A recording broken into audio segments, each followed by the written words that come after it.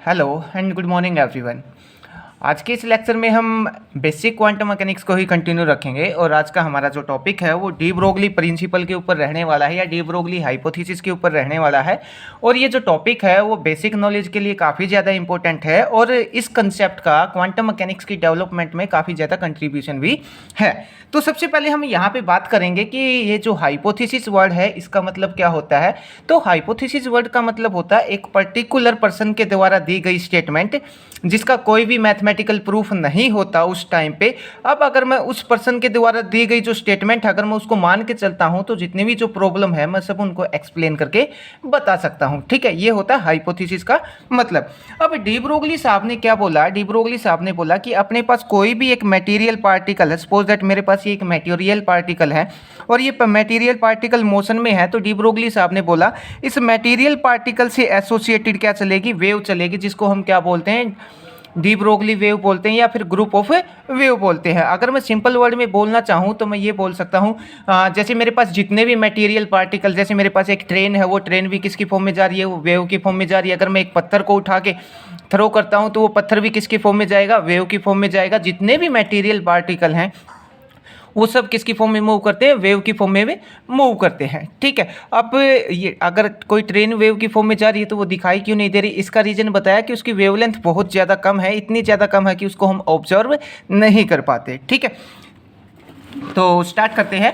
तो according to de Broglie there is a wave associated with every matter particle is called matter wave और de Broglie wave. De Broglie साहब ने क्या बोला कि कोई भी मटेरियल पार्टिकल अगर मूव करता है तो उस मटेरियल पार्टिकल से एसोसिएटेड, उस मटेरियल पार्टिकल के साथ एक वेव भी क्या करती है, मूव करती है, जिसको हम क्या बोलते हैं, डी ब्रोगली वेव बोलते हैं या मैटर वेव बोलते हैं। ठीक है, अब डी ब्रोगली साहब ने ये बोल तो दिया कि उस मटेरियल पार्टिकल से एसोसिएटेड एक वेव है, पर जब इन उस वेव की और उस मटेरियल पार्टिकल की वेलोसिटी को कैलकुलेट किया गया तो जो वेव है, सपोज दैट मेरे पास ये मटेरियल पार्टिकल है और ये उसके साथ एसोसिएटेड क्या है, वेव है। तो इस वेव की वेलोसिटी को जब कैलकुलेट किया गया तो वेव की वेलोसिटी ज़्यादा आ रही थी और उस पार्टिकल की जो वेलोसिटी है वो कम आ रही थी। ठीक है, अब पार्टिकल की वेलोसिटी कम है, वेव की वेलोसिटी ज़्यादा है, तो वो वेव उस पार्टिकल से एसोसिएटेड कैसे हो सकती है। तो बाद में बताया गया कि उस पार्टिकल से एसोसिएटेड वेव मूव नहीं करती, उस पार्टिकल से associated group of wave move करती है। यहाँ से फिर वेव पैकेट का जो कंसेप्ट है वो निकल के आया या फिर ग्रुप वेव का कंसेप्ट यहाँ से निकल के आया। ठीक है, तो जो अब डी ब्रोगली साहब ने क्या बोला, मैटर वेव के बारे में बता दिया। मैटर वेव की जो वेवलेंथ है, वेवलेंथ क्या बताई गई, lambda equal to H by P. लैम्डा क्या है यहाँ पे, प्लैंक्स कांस्टेंट, और पी क्या है यहाँ पे, मोमेंटम है उस पार्टिकल का। अब ये कहाँ से निकल के आया, ये हम ऑलरेडी जब 11th क्लास में थे तब हमने वहाँ पे निकाला था। मैं यहाँ पे भी आपको निकाल के बता देता हूँ। अपने पास दो एनर्जी होती है, एक तो होता है E equal to M C square, ठीक है, दूसरा होता है E equal to H nu. ठीक है, अब न्यू की जगह मैं क्या रख सकता हूँ, न्यू की जगह मैं सी बाई लेमडा रख सकता हूँ। तो न्यू की जगह मैंने रखा है सी बाई लेमडा, एक सी से सी क्या हो जाएगा, कैंसिल हो जाएगा। यहाँ से लेमडा की वैल्यू निकालूंगा तो लेमडा इक्वल टू क्या आ जाएगा, एच बाई एम सी आ जाएगा। सी क्या है, स्पीड ऑफ लाइट या वेलोसिटी ऑफ लाइट। अब कोई भी पार्टिकल, कोई भी मटेरियल पार्टिकल लाइट की स्पीड से तो अप्रोच कर नहीं सकता, तो वी को क्या कर दिया, वी को इस सी को इस v से रिप्लेस कर दिया, तो लेमडा इक्वल टू क्या आ गया, एच बाई एम वी, और मास इंटू वेलोसिटी को क्या लिख दिया हमने, मोमेंटम लिख दिया। ठीक है, तो ये वाली वेवलेंथ डी ब्रोगली साहब ने बताई कि अगर कोई पार्टिकल मूव करता है तो उससे एसोसिएटेड जो वेव होगी उसकी वेवलेंथ कितना होगी, ये वाली होगी। ठीक है, नेक्स्ट स्टेप में हमने यहाँ पे क्या किया है, हमने पी की जगह क्या रख दिया, मास इंटू वेलोसिटी रख दिया। अब हम बात करते हैं नॉन रिलेटिविस्टिक मोशन की। नॉन रिलेटिविस्टिक मोशन का मतलब क्या है, जब वो पार्टिकल लाइट की स्पीड से अप्रोच नहीं कर रहा है, जब उस पार्टिकल के पास लाइट की स्पीड नहीं है, उस टाइम उस पार्टिकल की वेलोसिटी, उस पार्टिकल की जो काइनेटिक एनर्जी वो क्या हो जाएगी, पी स्क्वायर बाई 2m हो जाएगी। अब ये कहाँ से आई है, काइनेटिक एनर्जी क्या होती है अपने पास, काइनेटिक एनर्जी होती है हाफ एम वी स्क्वायर। इसको m से मल्टीप्लाई कर दूँ, m से डिवाइड कर दूँ तो अपने पास क्या आ जाएगा, पी स्क्वायर बाई 2m आ जाएगा। यहाँ पर पी स्क्वायर को मैंने यहीं रखा, 2m को उठा के उस तरफ लेके चला गया तो ये वाली इक्वेशन आ जाएगी। ठीक है, रूट को उठा के, स्क्वायर को उठा के इस तरफ ले आया तो इसके ऊपर क्या आ जाएगा, रूट आ जाएगा। ठीक है, तो अब ये जो p की वैल्यू हमने निकाली है, इस p की वैल्यू को उठा के हम कहाँ पे रख देंगे, इस इक्वेशन नंबर 1 के अंदर रख देंगे, तो अपने पास ये वाली इक्वेशन अपने को देखने को मिल जाएगी। ठीक है, अब डिफरेंट पार्टिकल के लिए हम डी ब्रोगली वेवलेंथ निकालते हैं। हम इलेक्ट्रॉन के लिए निकालेंगे, प्रोटॉन के लिए निकालेंगे, न्यूट्रॉन के लिए निकालेंगे, किसी चार्ज पार्टिकल के लिए या किसी गैस मॉलिक्यूल्स के लिए, सब के लिए हम डी ब्रोगली वेवलेंथ निकालेंगे। ठीक है, तो सबसे पहले हमने किसी चार्ज के लिए निकाल रखी है, हमने चार्ज क्या मान लिया, क्यू मान लिया, और उसको पोटेंशियल कितना अप्लाई करवा दिया, वी पोटेंशियल अप्लाई करवा दिया, ठीक है। तो उस पार्टिकल के पास, उस चार्ज के पास कितनी काइनेटिक एनर्जी हो जाएगी, ई के इक्वल टू क्यू वी। ये कहाँ से आई है, ई वी, इलेक्ट्रॉन वोल्ट सुना है आपने, ठीक है। ई यहाँ पे इलेक्ट्रॉन है, ठीक है, ई इलेक्ट्रॉन को रिप्रेजेंट करता है, तो हमने यहाँ पे ई की जगह क्या रख रखा है, क्यू रख रखा है, किसी भी चार्ज पार्टिकल को रिप्रेजेंट करता है, ठीक है। और वी क्या है, उसको जो पोटेंशियल हमने अप्लाई करवाया, जब भी किसी चार्ज पार्टिकल को पोटेंशियल अप्लाई करवाते हैं तो वो क्या करता है, एक्सेलरेट करता है, ठीक है। तो ये जो ई के एनर्जी है, इस ई के एनर्जी को हमने यहाँ पे पुट कर दिया। यहाँ पे पुट करने के बाद अपने पास जो चार्ज पार्टिकल की जो वेवलेंथ है वो अपने को ये वाली देखने को मिल जाएगी। अब हमने किसके लिए निकाल रखा है, इलेक्ट्रॉन के लिए निकाल रखा है। इलेक्ट्रॉन के लिए निकालेंगे तो एम की जगह क्या रख दिया, एम ए रख दिया, मास ऑफ इलेक्ट्रॉन। क्यू की जगह क्या रख दिया, ई रख दिया। ये वैल्यू हमने कहाँ पे पुट कर दी, यहाँ पे पुट कर दी। यहाँ पे पुट करने के बाद अपने पास जो रिजल्ट आएगा, इलेक्ट्रॉन के लिए जो डी ब्रोगली वेवलेंथ आएगी वो कौन सी आ जाएगी, वो ये वाली डी ब्रोगली वेवलेंथ आ जाएगी, lambda equal to 12.27 divide by root V. V यहाँ पे पोटेंशियल है और एंगस्ट्रॉम में ये वैल्यू अपने को मिलेगी। 11th क्लास में भी अपना और 12th क्लास में भी ये पढ़ा हुआ है, ठीक है। उसके बाद प्रोटॉन के लिए निकाल रखा है, एम की जगह क्या रखा है, एम पे रखा, मास ऑफ प्रोटॉन। क्यू की जगह क्या रखा है, ई रखा है। ये सब वैल्यू यहाँ पे पुट की। पुट करने के बाद सबकी न्यूमेरिकल वैल्यू मैं यहाँ पे रखूँगा, एच की प्लैंक्स कॉन्स्टेंट की जो वैल्यू वो रखूँगा, ठीक है। मास ऑफ प्रोटॉन रखूँगा, ई रखूँगा, ठीक है। सब वैल्यू पुट करने के बाद अपने पास जो वैल्यू आएगी, लैम्डा इक्वल टू ये वाली वैल्यू अपने को मिल जाएगी प्रोटॉन के लिए। अब अल्फा पार्टिकल के लिए निकाल रखी है। अल्फा पार्टिकल के लिए एम में क्या रखूँगा, एम की जगह रखूँगा 4mp, क्योंकि अल्फा पार्टिकल क्या होता है, 2 4 होता है, 2 एटॉमिक नंबर होता है, 4 क्या होता है, मास नंबर होता है। तो चार्ज कितना हो जाएगा, 2e हो जाएगा। ये सब वैल्यू यहाँ पे रखूँगा, इस इक्वेशन में रखूँगा। तो अपने पास जो प्रोटॉन के लिए, सॉरी जो अल्फा पार्टिकल के लिए जो वेवलेंथ है वो क्या आ जाएगी, ये वाली वेवलेंथ आ जाएगी। सिमिलर न्यूट्रॉन के लिए रखूँगा तो न्यूट्रॉन के लिए क्या आ जाएगी, ई के अप्रोक्सीमेट इक्वल है KBT। अब ये KBT वाली एनर्जी हमने कहाँ से ली है, ये इक्विपार्टीशन थ्योरम से हम लेके आए हैं, ठीक है। तो यहाँ पे डी ब्रोगली वेवलेंथ क्या आ जाएगी, ये वाली आ जाएगी। सिमिलर हमने यहाँ पे गैस मॉलिक्यूल्स के लिए निकाल रखी। गैस मॉलिक्यूल्स के लिए E इक्वल टू कितना है, 3/2 KBT।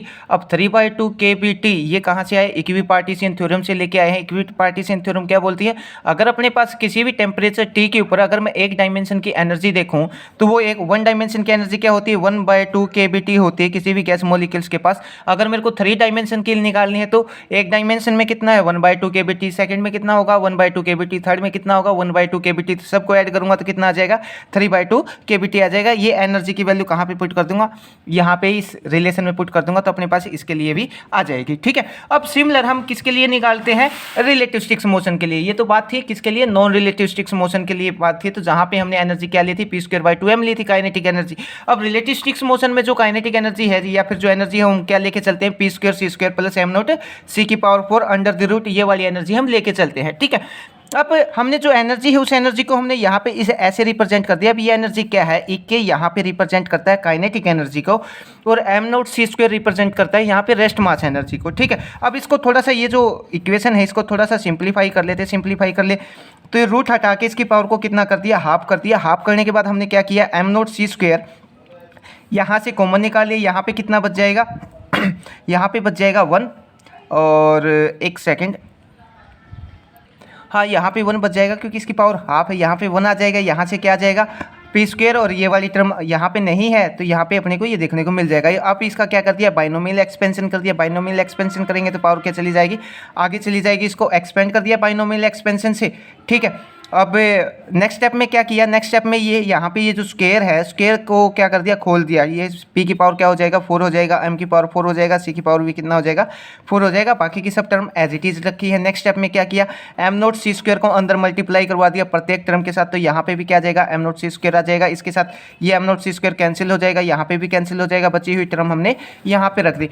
अब ये वाली टर्म एज इट इज उतार दी। ये जो बाकी की जो जितने भी टर्म है इसको हमने किसे रिप्रेजेंट कर दिया, ये सब टर्म को हमने क्या बोल दिया, ई के। ई के क्या है यहाँ पे, काइनेटिक एनर्जी। m0 c² किसको रिप्रेजेंट करता है, रेस्ट मास एनर्जी को रिप्रेजेंट करता है। तो अपने पास एनर्जी वापस घूम के हम कहाँ पे आ गए, ये वाली एनर्जी हमने यहाँ पे निकाल दी। किसके लिए, रिलेटिविस्टिक्स केस के लिए। तो m0 c² किसको रिप्रेजेंट करता है, रेस्ट मास एनर्जी को रिप्रेजेंट करता है, और ई के किसको रिप्रेजेंट करता है, काइनेटिक एनर्जी को रिप्रेजेंट करता है, ठीक है। अब नेक्स्ट स्टेप में हमने क्या किया है, नेक्स्ट स्टेप में हमने सिर्फ इतना सा किया है कि इस ई के को, तो इस m0 c² को उठा के मैं उस तरफ लेके चला जाता हूँ, तो किसकी वैल्यू आ जाएगी, ई के की काइनेटिक एनर्जी की वैल्यू आ जाएगी अपने पास। तो ई के को हमने यहाँ पे रखा, ई यहाँ पे, एम नॉट सी स्क्वायर हमने यहाँ पे रख दिया। एक तो एनर्जी की वैल्यू अपने पास यह है, दूसरी एनर्जी की वैल्यू क्या थी अपने पास, p square C square plus am not C square. ठीक है, अब यहाँ पे स्क्वायर है तो इसका भी क्या कर देते हैं हम, स्क्वायर करके यहाँ पे लिख देते हैं। तो इसका भी हमने क्या कर दिया, यहाँ पे स्क्वायर कर दिया, E K plus am not C square और इस कंप्लीट का स्क्वायर। ये क्या हो जाएगा, ए प्लस बी का होल स्क्वायर हो जाएगा। राइट हैंड साइड में क्या है, P square C square plus am not C square. ये वाली जो एनर्जी है और ये वाली जो एनर्जी है, इन दोनों को हम क्या करवा रहे हैं, इक्वेट करवा रहे हैं। ठीक है, कंपेयर कर रहे हैं तो खोलेंगे तो क्या आ जाएगा, ए का स्क्वायर प्लस बी का स्क्वायर प्लस 2ab।